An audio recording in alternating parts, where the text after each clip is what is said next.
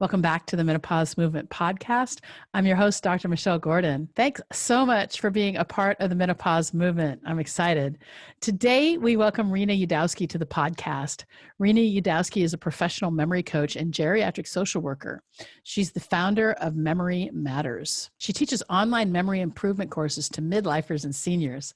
Over the past 20 years in the field, she has served as a director of an Alzheimer's unit in an assisted living facility in Maryland, the director of development at a senior enrichment program in Israel, trainer for dementia caregivers, facilitators of support groups, and international lecturer on aging topics. Currently, she is the memory coach for an international aging clinic where she does one-on-one coaching and is working on a comprehensive program to prevent dementia. She's super passionate about her mission of helping those 50 plus to age more healthfully, both physically and cognitively, as she empowers them to believe in their own memory with confidence and grace. During the podcast, we talk about how Rena became a memory coach, the role hormones play in memory, and the memory hormone. Sally's story of return from cognitive decline. What to do if someone you love has been diagnosed with dementia or cognitive impairment. 2 tips for combating brain fog. Brain fog versus dementia. What is encoding memory and how to do it? Stay to the end to find out what is normal versus abnormal memory function. At the end of the episode, make sure you visit drmichellegordon.com/podcasts, where you can find the show notes plus the links to all the books and resources mentioned in the episode. And if you enjoy the episode, make sure you subscribe to the podcast so you're always the first to know when each episode is released. You can subscribe on Apple Podcasts or wherever you get your podcasts. And thank you for all of the 5-star reviews. If you haven't left a review yet, please take the time to review the podcast. This helps more women to find it and get the help they need during the disruption of menopause. No one should have to go it alone. And again, thanks so much for being a part of the Menopause Movement. I appreciate you so much. Now let's get to Rena.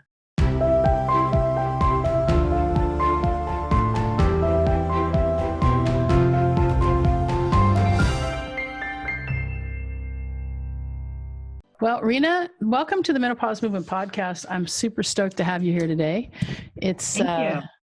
It's really great because one of the things that women complain about a lot is whether they're, whether it's Alzheimer's or some sort of cognitive impairment, or if it's brain fog and menopause related, hormone related. And so having a memory coach on the podcast, I think is going to be really helpful to help us determine what those things are. Just for a second about maybe your background, how you got into becoming a memory coach. Yeah, great. Thank you. Thanks so much for having me, first of all. So I'm a geriatric social worker and memory coach. So I started out working as the head of an Alzheimer's unit in the States when I lived in America. And, when you work with Alzheimer's, you just really think about what makes memory work and what makes it not work. And then I got married and moved to Israel. I'm here in Israel now, 21 years. And I took a memory course many years ago in Hebrew, actually, from a cognitive psychologist. And I was just totally fascinated by this topic of memory. So then, of course, I went and did my own research and I read a lot of books on it and I spoke to the doctors and listened to webinars and then put together my own memory course. And I was teaching it live in many places around Israel to seniors. And it was super successful and the feedback was amazing. And it was like the techniques, how memory works, all the techniques, and then the lifestyle factors that go into keeping us sharper or longer as we age. And about a year ago, I decided I want to put this course online because I can reach so many more people. Okay. And then COVID hit and all the seniors were at home in front of their computers with nothing to do and their minds wasting. Right. So I really launched my course. It was in May. In May, I launched my course and I taught it online to people from 3 different countries, which was amazing. So I really have gone online now with this memory course and this memory enhancement program. And it's really just not a course. It's a whole coaching program. I really hold people's hands through the process. And I say midlifers and seniors, not just seniors, because everyone I talk to, everyone that I tell that I do this says, oh, I need that, no matter what age they are. Yeah, that's great. So that's how I got into it. And it's really fun. It's really interesting. And it really helps people. I just have such great feedback. So yeah. Well, one of the things that women really want to understand in menopause is hormones. I mean, the number one podcast actually is all about intermittent fasting on this podcast. Really? Biggest complaint women have in menopause is weight gain. Yeah. But it's not just that. There's a whole lack of control and not understanding their body. And I can't, but a lot of it is, why am I eating so much and why do I crave food? Things like that. But when it comes to memory, there's some hormones that are involved, right? Yeah. And so let's talk a little bit about the role that hormones play in memory and how maybe we can support that. Yes. So first of all, estrogen, right? Estrogen, I was blown away when I heard this, that it has 400 functions in a woman's body. Probably more than that. Yeah, among those are helping to maintain memory, helping us sleep, and we'll talk about the connection between sleep and memory in a minute, helping us increase reasoning and new ideas and cognition. So estrogen is related to all of that. Estrogen also stimulates the production of enzyme that prevents Alzheimer's disease. So there's like a serious connection between estrogen and brain function and memory. And of course, then when we talk about like the balance of hormones, when estrogen and progesterone and everything starts going out of whack or, dips so we have a lower level of estrogen. So of course we're going to have brain fog. We're not going to be able to sleep. And then of course we're not going to be able to function because without sleep, our brains there's no way. I call sleep the secret cure to most diseases. That's true. Especially brain health. And I think we have to get over the fact that there's a lot of people who over the last, say, 30, 40, 50 years have said that, you can sleep when you're dead, or that sleep is, for the weak.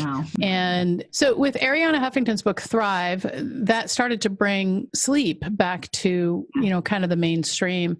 And we're starting to see more and more with what the role of sleep is in health and the role sleep has in even brain health and repair of hormones. And then we have, all these new apps, right, that are really, they're tracking sleep and they're tracking your, your movement and things like that. I got that chunky Oura ring right here.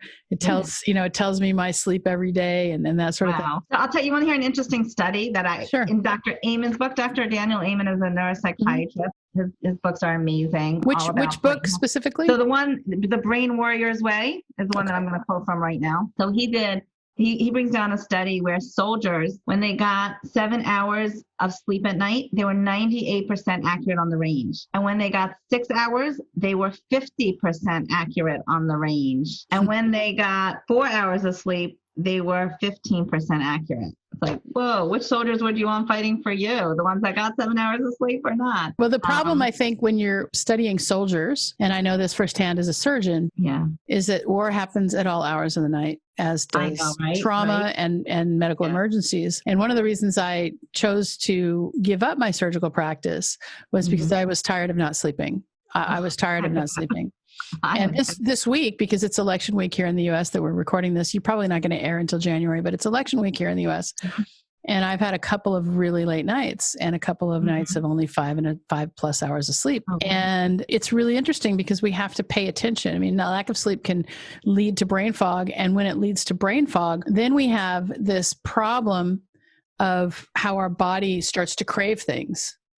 Start to crave carbs. We start to crave sugar, and we have to be mindful, or else, we can really fall back into that trap of eating for energy. Can I talk about what sleep does for our brain? Like, sure. Why it's so Absolutely. Yeah. So, I mean, there's lots of reasons, but I'm going to talk about two main reasons. One is, first of all, we consolidate memories when we sleep. So everything that we do during the day, we want to remember that. We got to sleep on it, because when we sleep on it, we consolidate those memories. And second of all, I think of sleep as like the waste management system. Like, imagine little garbage men going around your brain, getting rid of the toxins at night when you sleep. So it's really important, because if we have all those toxins built up, it's going to affect our cognition and brain health, as opposed to if we sleep properly and we get rid of those toxins, we're going to be so much healthier and focus. We all know how we feel, how we can not focus if we're like exhausted, right? We know that feeling.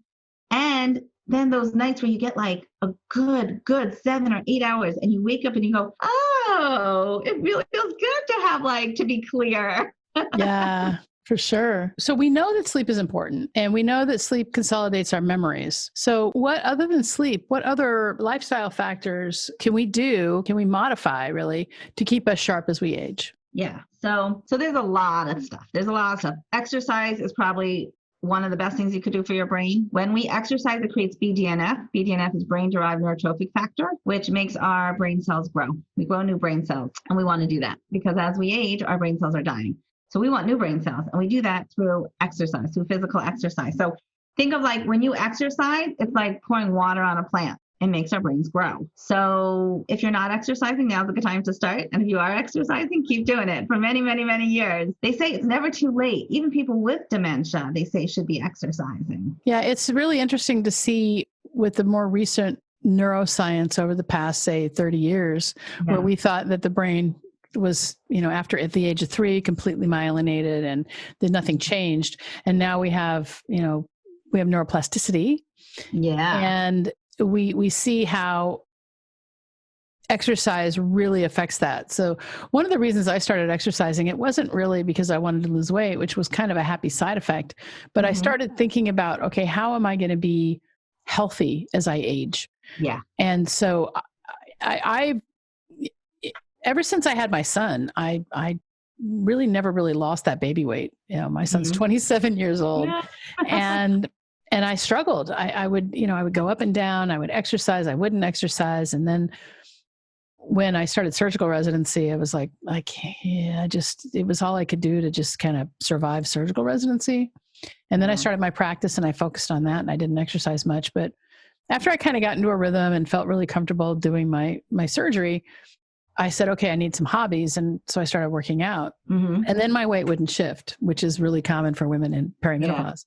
Yeah. And so I just said, okay, well, that doesn't mean I don't, that exercising isn't smart, right? What you want to do is just reframe things. And so I reframed it for myself and said, well, first of all, consistency is key. And if I do it consistently, I'm going to get some results. But the other thing is I exercise to save my brain. And when I said it that way, it makes it a lot easier to just say, well, what's the goal? The goal is not necessarily seeing a number on a scale change. The goal is to keep sharp as I age so that I don't end up with some of the same problems that my parents had. And both of them, when they passed away, had serious cognitive problems. So that was important for me. Yeah.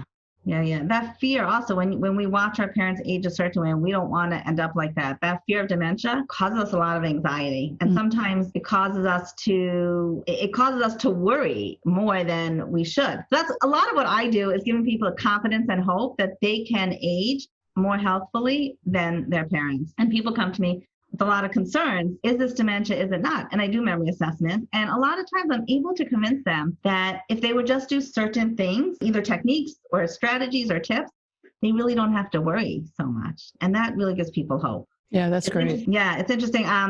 I love this. I have a quote from Dr. Pam Smith, who's a functional medicine doctor. Have you heard of her? She wrote a book about memory loss. Anyway, she's an anti-aging functional medicine doctor. She says, at 95, your brain should be just as sharp as 24.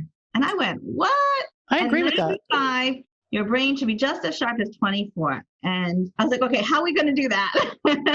I want to just mention here that one of the things I like to talk about with the women who are in the Menno system or the women who, watch this program, it's really hard for us to reconcile the fact that this age, our brains still feel young, but our bodies are lagging behind. I think that's something to really look at. And I know, especially for me, I can do things with my body now that I couldn't do when I was 18 because I've trained consistently for the past 5 years. It's still very hard to lift my shoulder and have pain because I never had that before.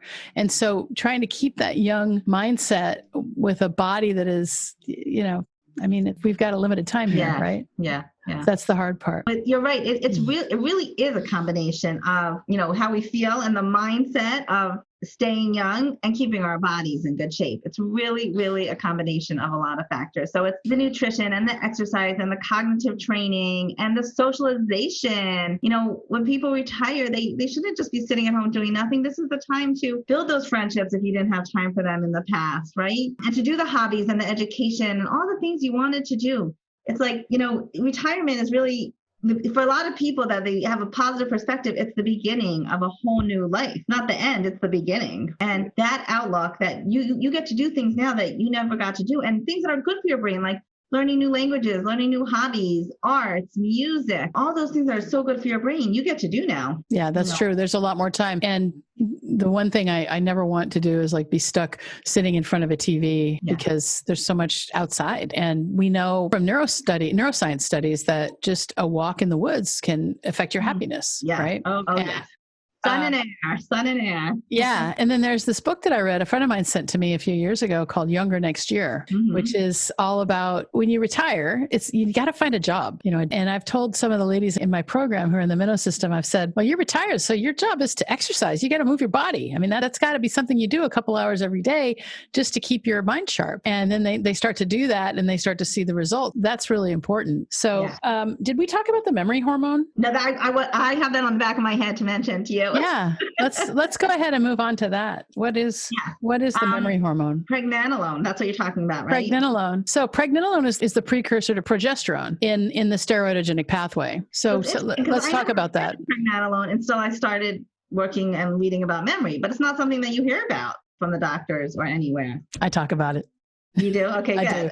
But I don't talk about it in the context of memory. So let's delve into that a little bit. Yeah. So basically, pregnenolone is we call it the memory hormone, and it supports memory and it's neuroprotective, right? So if your levels are low, you're going to be at greater risk for cognitive decline. And it's, from what I understand, it's a simple blood test, and it's very easy to supplement if your levels are low. But women have to know to ask their doctors to test it, right? And it's that fine balance of many hormones. But that is one that is very easy to supplement. It's very cheap.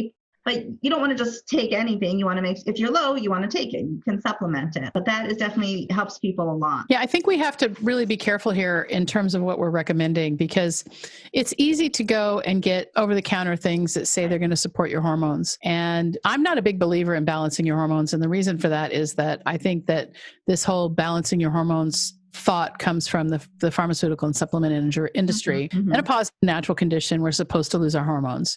And I think a big part of it is how we manage that ourselves and how we choose to look at it. And when it comes to supplementing, I mean, I wouldn't recommend, everybody needs vitamin D, but I don't tell people to go out and take, 30, 40,000 units of vitamin D every day. Right. That can lead to illness. You have to check your levels first. And we've got several podcasts with Dr. Green talking about supplements for menopause. And the main thing is to make sure that you partner with a healthcare practitioner, some sort of healthcare professional who can check your levels and then kind of help you and guide you into taking the right supplements. Because I think part of the problem is there's so much over the counter. For example, let's say you want to take something like St. John's wort, which can help with depression. St. John's wort has a lot of side effects and has a lot of interactions with other drugs. And if you don't know that and it's sold over the counter, and you can start to have side effects, but nobody's blamed for that, right? So I want to just err, on the side of caution here. First of all, we're not giving any medical advice. This is not medical advice here. This is just some information for your consideration that you want to take back to give you the ability to go and have a conversation with your healthcare professional. But at the same time, if there is a supplement that can increase pregnenolone, where does that something that somebody can get, like just from Amazon? So I'm pretty sure you can get pregnenolone itself on iHerb or Amazon. Yeah. Okay. And the issue is that pregnenolone is the precursor to progesterone. And while progesterone is really important when it comes to sleep and getting enough sleep, supplementing that you want to make sure that you're really working with somebody. And then you've got a couple podcasts on hormone balancing, actually, with Dr. John Carazola, and then a couple of them with Dr. Green. So just before you go, and again, a word of caution, before you go and start supplementing, make sure that you talk to someone. I just have to be careful there. Yeah, for sure. No, everything has to be done under a doctor or healthcare practitioner's guidance, because there's so many things we're talking about, right? We're talking about many hormones.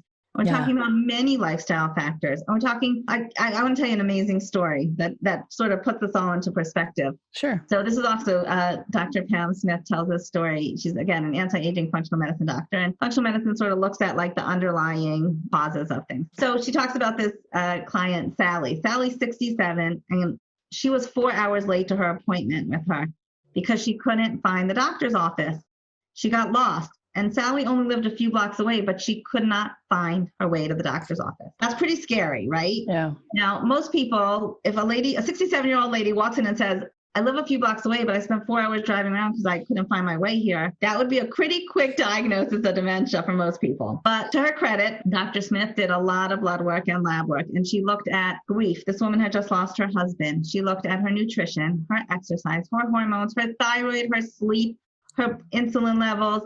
Like, she took a whole eclectic approach. And then, of course, all these factors were out of whack. She took each one and one by one worked with her, put her on a program, one by one worked with her, the hormones, the nutrition. Actually, I think this is where I was introduced to pregnenolone when I was listening to this talk from Dr. Smith. And you're not going to believe this. Within a year, this woman who couldn't find her way to the doctor's office was opening her own restaurant. That's crazy. And at the age of 80, she's still working with her son in that restaurant. That's a great story. And I think it really does play back to lifestyle modification when it comes to health. And we know that the number one cause of chronic disease is the food we choose to eat. But the food we choose to eat is really run, especially in countries like America, on corporations and profit. And there's things like vegetable oil. And if you want to know about the dangers of vegetable oil, go and read Kate Shanahan's amazing book, Deep Nutrition, because anything manufactured is not made to promote health. It's made to kind of promote profit. And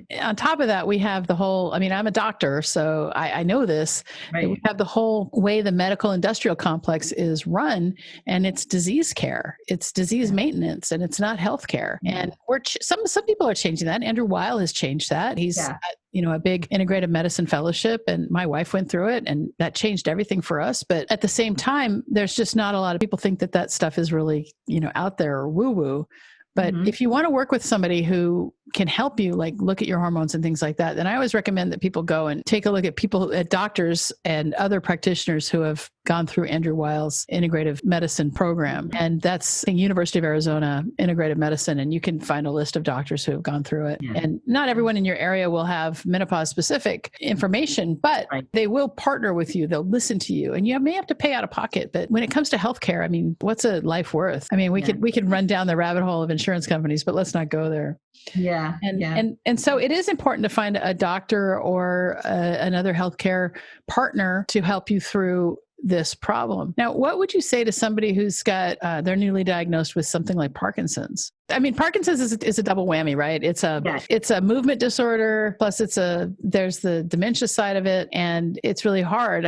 My dad have died of something similar to that, and I kept telling him to change his diet, and he just wouldn't. Yeah, so again, it's like, I know there's certain exercises that are supposed to be really, really good for Parkinson's. I do know some older people with Parkinson's, and it's a hard one because it's neurodegenerative. But again, I think all the lifestyle factors that we talk about, the diet, the exercise, the sleep, all the things that are healthy, I think help those people stay stronger, longer also. It's funny because I actually run a support group for wives of people that have different illnesses. And one of them is Parkinson's. So I'm sort of going through this with with one of the ladies in my support group. And it's very hard to watch because Parkinson's also has cognitive decline that comes with it. Oh.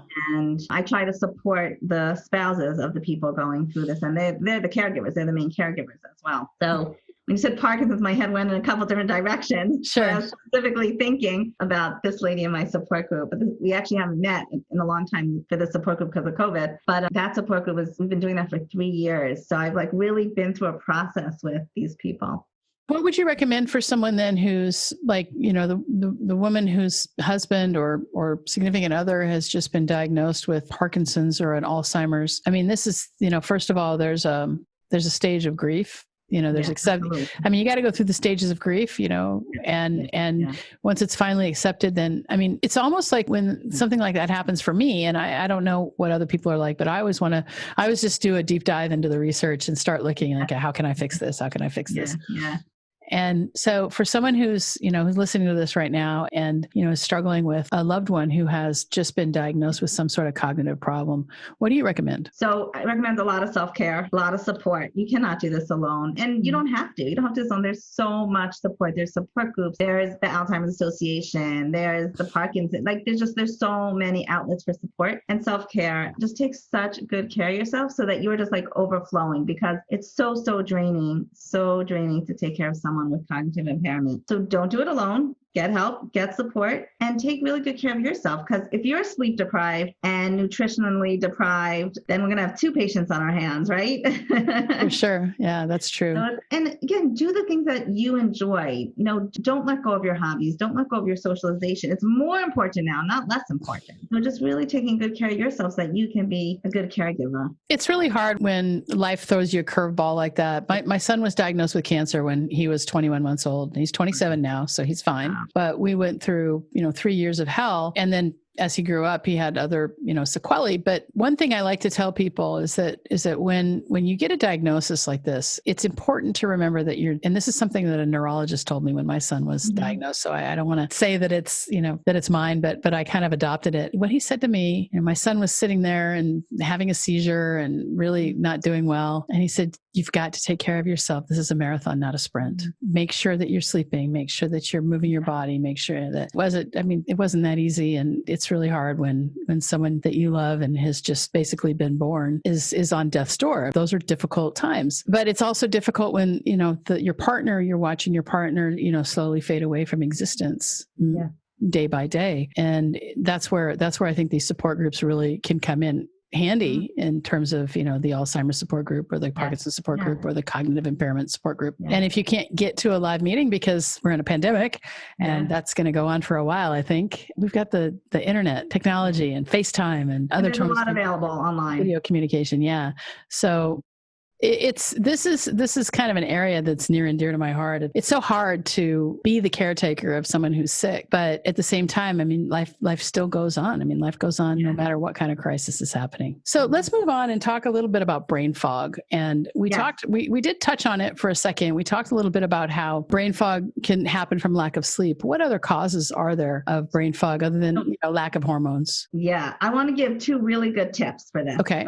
For focus. Because when we're talking about brain fog, a lot of people complain like they just really can't focus on what they're trying to do. And they feel like, that brain fog feeling. I actually have 4 techniques, but I think we're only going to do 2 today. Really, really helpful practical techniques for this, okay? And this is good for people of all ages that are feeling that brain fog feeling. So number 1, stop multitasking. And this is something that people in this age group that are going through menopause are doing a lot of. They're juggling a million things. They're trying to get so many things done at once. Their day only has so many hours in it.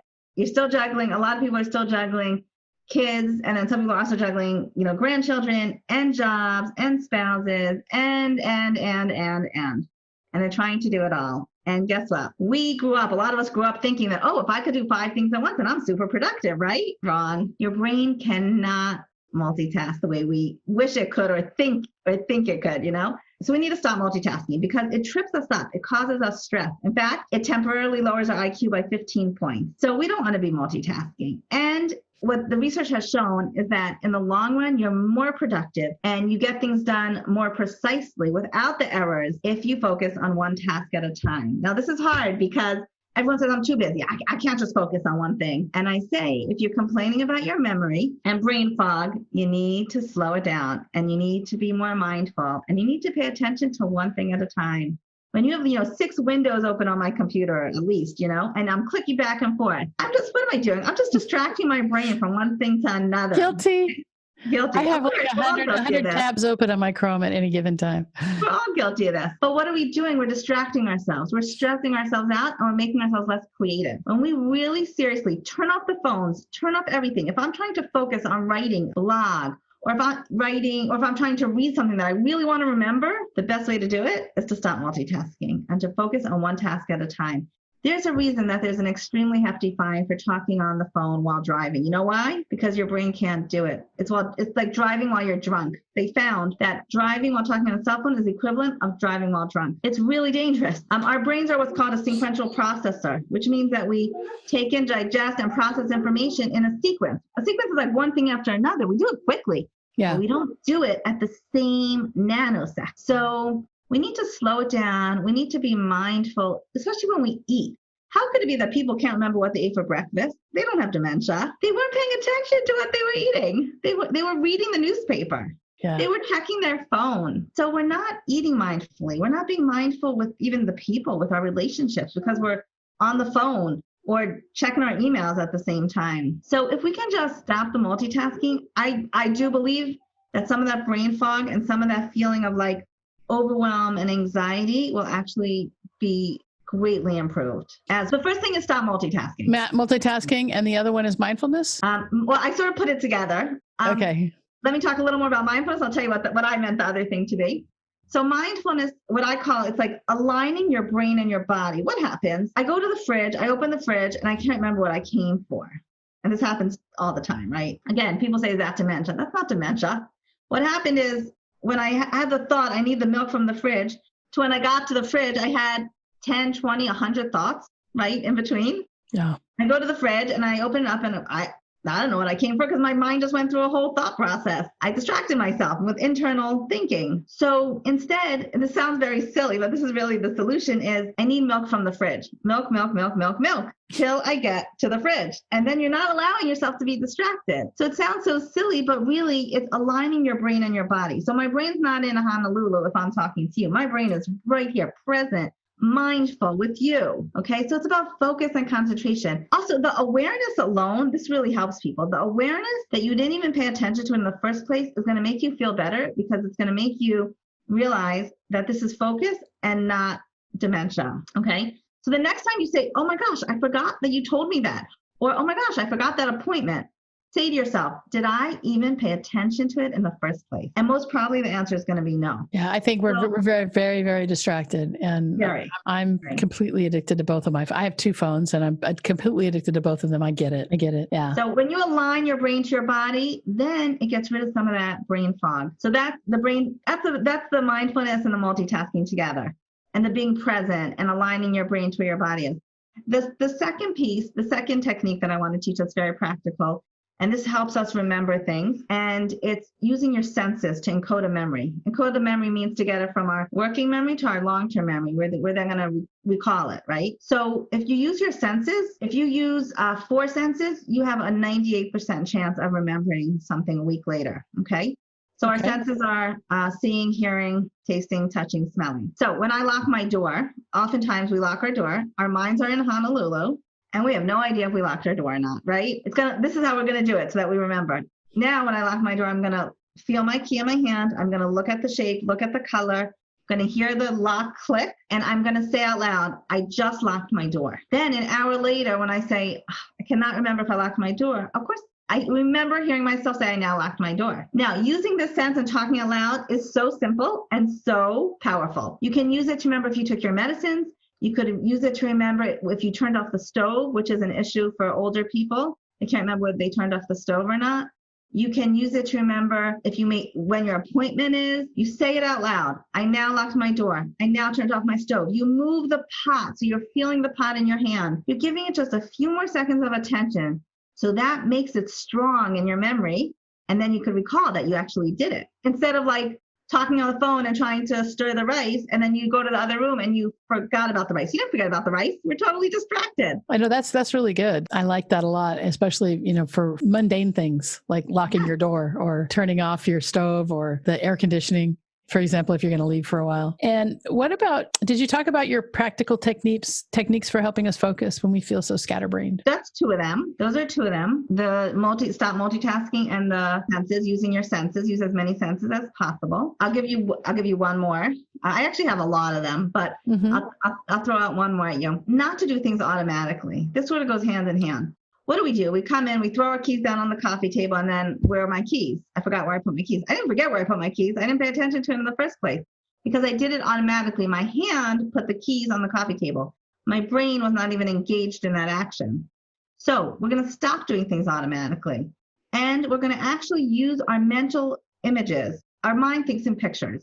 So you can use a mental image to help you remember where you put anything. So when you put those keys down now, you're going to imagine a genie popping out of your keys on the coffee table. And if you have like a really fun, crazy, vivid image of a genie popping out of your keys on the coffee table. So let's say an hour, 2 hours later, when you want to go out and you're trying to find your keys. Now, where are my keys? All of a sudden, this mental image comes, and it works because your mind thinks in pictures. So all of a sudden, this mental image comes up for you of a genie popping out of your keys on the coffee table. And it's like, oh, I know where my keys are. That's a no-brainer. No pun intended. So there's a great book that I'd like to recommend for anyone who wants to understand how automaticity works. And it's called The Power of Habit by Charles Duhigg. And he tells a lot of stories he talks about a woman who lost all of her money gambling because it was a habit, about a man who had a brain-eating kind of injury, a brain-eating infection, but still was able to find his way home. And just some really, really interesting things about how memories can be like Grand Canyons, and habit can help that. So I do highly recommend that book if you want to understand habits and maybe how to change some of them.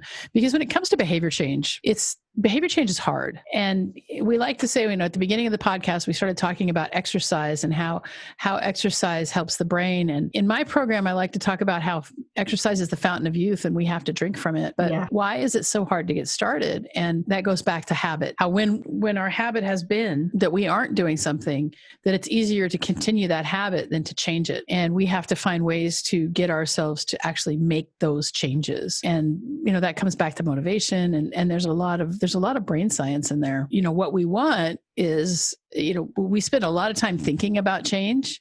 And then once we finally make the decision like that, then change happens. And so the whole idea, the reason why, we have the podcast and the reason why we have the Menno system is to kind of shorten that gap between thinking about change and actually making the change, right?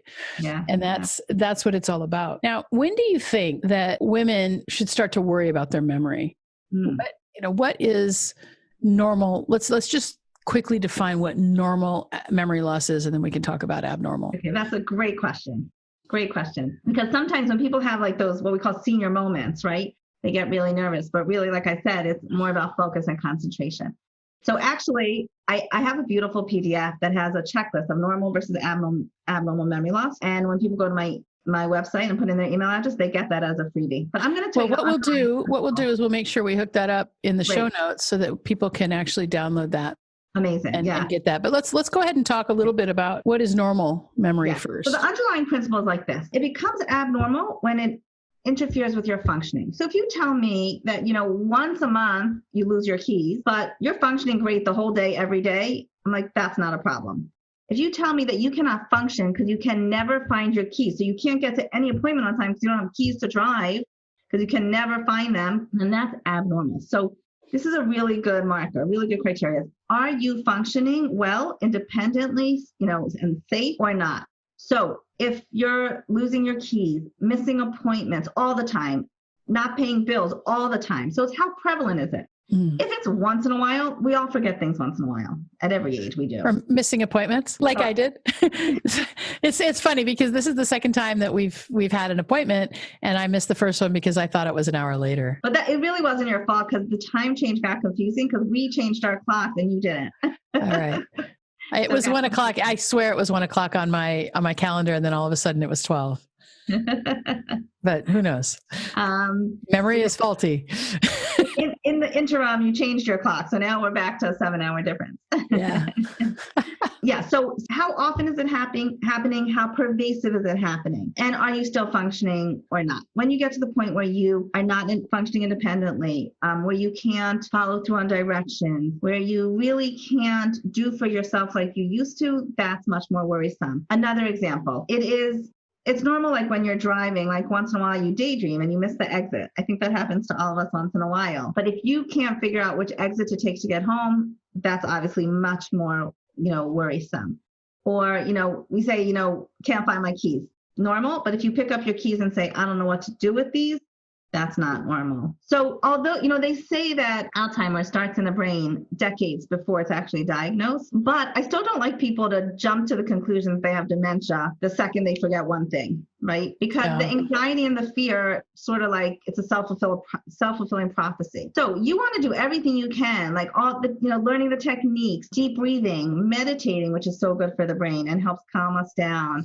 And helps us focus. We didn't mention that, but meditation is another one, yoga. You want to do all those things to help your cognition and your brain health. You want to use those strategies. You want to exercise and eat healthy and sleep, all the things we said. But if you're concerned if you're concerned about your memory, if you really feel like there's something going on, go get it checked out. Go to a local memory clinic. You can get in touch with me. I do memory assessments over Zoom, and we do a screening and ask a lot of questions. And I usually can figure out if there's something going on or not. I can't promise anyone what the future holds, but we are in a time with very exciting, hopeful research that we believe that you really can fight your genes, and it's not just about your genetics, and that there's so many lifestyle factors that you do have control over that you can age more healthfully. So even just in terms of the genetic piece for people that are really concerned, even if you have a gene for Alzheimer's, you can actually it's what we call epigenetics, right? It's like a light switch. You can turn it on or off. And this is so fascinating because we used to think that if you had the gene for Alzheimer's, you were getting Alzheimer's.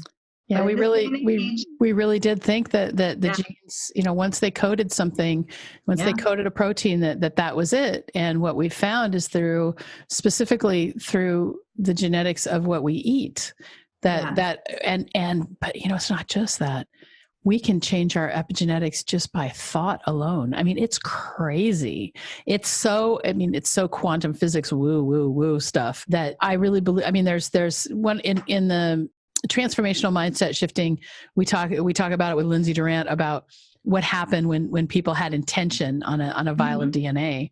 Mm-hmm. And the way we talk to ourselves it's just so important that we stop beating down on ourselves and we start to really pay attention to that. And we do go into that quite a bit in the Minnow system. We talk about, the Minnow way of thinking and how our thoughts create a reality. And that's so important for us to start to pay attention to, because for whatever reason, it's just really easy for us to be really hard on ourselves.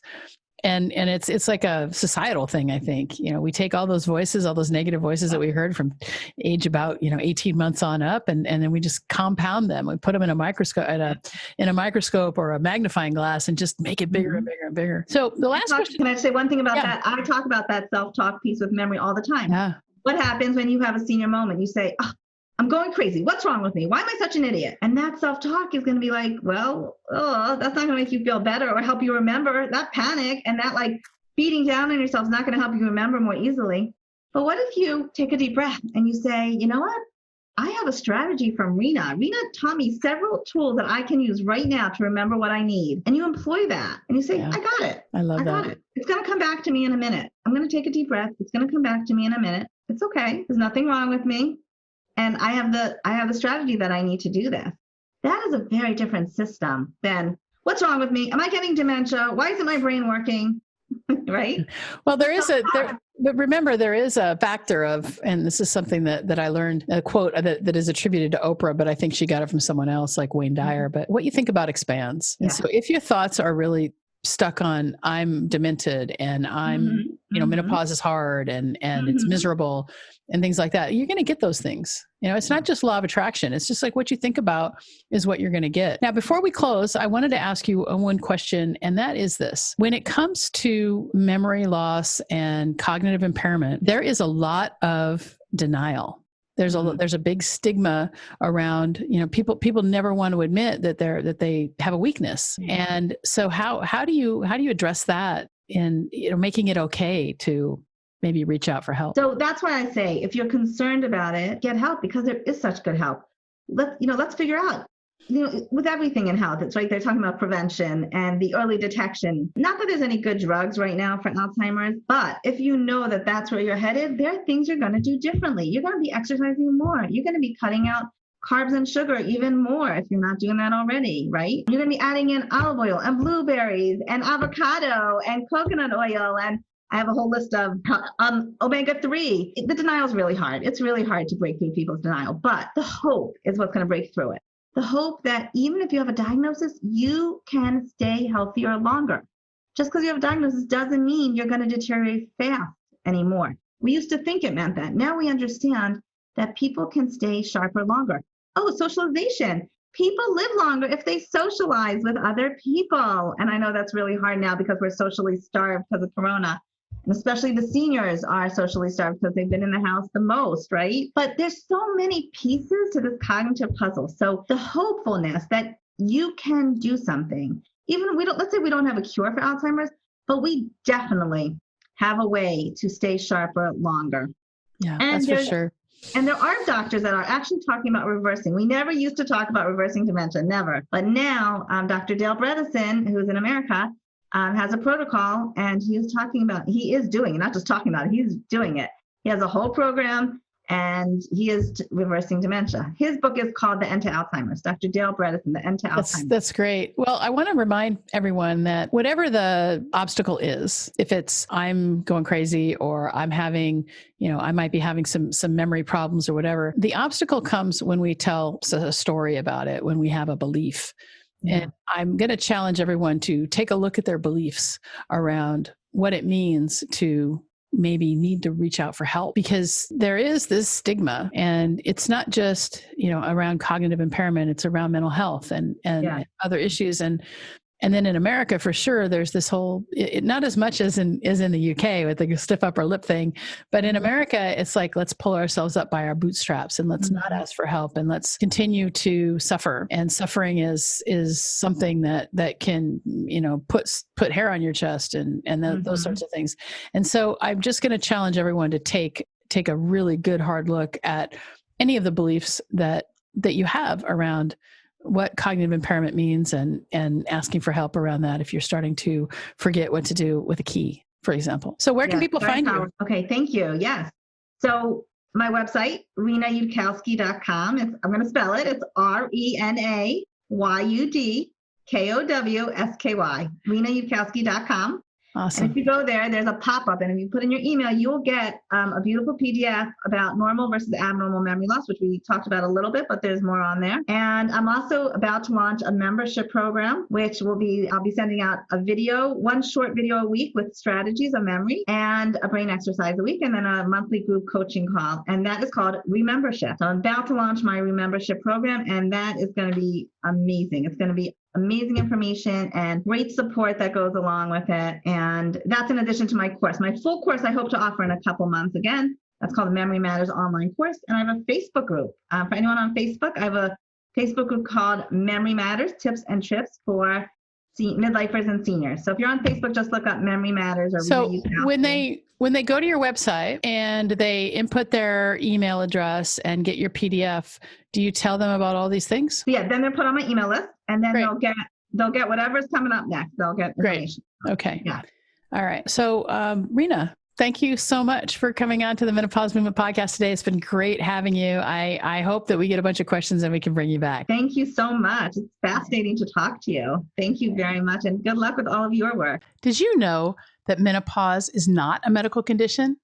Most doctors don't know this either. I like to say that menopause is the privilege of a long life. And to really take hold of our lives in menopause, we have to unlearn what society and the medical establishment has told us about menopause. Thanks so much for being a part of the Menopause Movement.